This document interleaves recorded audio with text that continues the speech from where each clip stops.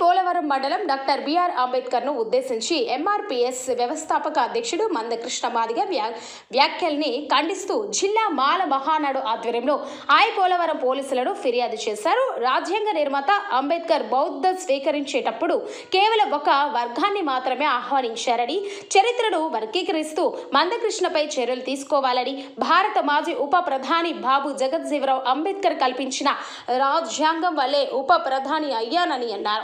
మందకృష్ణ చేస్తున్న ప్రచారం కులాల మధ్య, మతాల మధ్య చిచ్చు రేపుతున్నారని అన్నారు.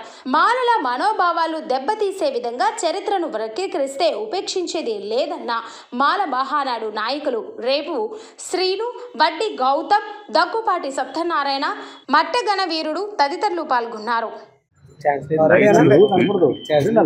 అందరికీ నమస్కారం. పోలవరం ఎంఆర్పీఎస్ నాయకులు మరి దుక్కుపాటి సత్యనారాయణ గారి మీద, కృష్ణమాది గారి మీద అనుచిత వ్యాఖ్యలు చేశారని కంప్లైంట్ ఇవ్వడం జరిగింది. మరి డిఎస్ఎన్ గారిని మరి పోలవరం మాల మహానాడు మరి ఆయనకి తోడ్పాటు అందిస్తూ మరి కృష్ణమాది గారి మీద ఏదైతే మహానుభావుడు అంబేద్కర్ మీద అనుచిత వ్యాఖ్యలు చేశారో ఆయన మీద లిఖితపూర్వకంగా పోలవరం పోలీస్ స్టేషన్లో కంప్లైంట్ ఇవ్వడం జరిగింది. మరి మా కృష్ణమాది గారు మాట్లాడుతూ మరి అంబేద్కర్ బౌద్ధ మతాన్ని స్వీకరించేటప్పుడు సొంత కులస్తులతోనే, మహర్ కులస్తులతోనే మీటింగ్ పెట్టడం జరిగిందని చెప్పడం జరిగింది. అది తప్పు.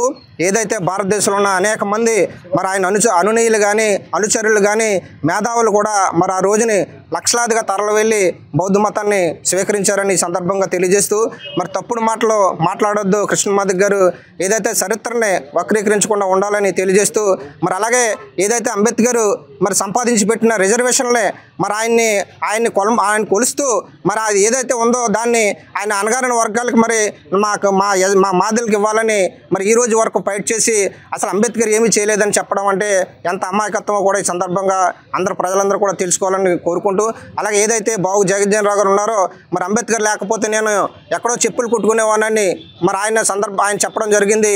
మరి అది తప్ప లేకపోతే మీరు చెప్పింది తప్పని ఈ సందర్భంగా కృష్ణమాది గారిని అడుగుతూ మరి ఏదైతే ఈ మధ్యకాలంలో రిజర్వేషన్ గొడవలనే వదిలేసి మరి ఏదైతే మతాల మీద కొత్త వెర్షన్ తీసుకొచ్చి కృష్ణమాది గారు సందర్భం కాకపోయినప్పటికీ మతాల మధ్య చిచ్చుపట్టి మరి ఏదైతే విద్వేషాలు రెచ్చగొట్టే విధంగా మరి ఆయన మాట్లాడుతున్నారు అది ఆయనకు భావ్యం కాదు. మరి ఏదైతే మరి ఆయన్ని ఒక ఉద్యమ నాయకుడిగా మేమందరం కూడా గౌరవిస్తాం.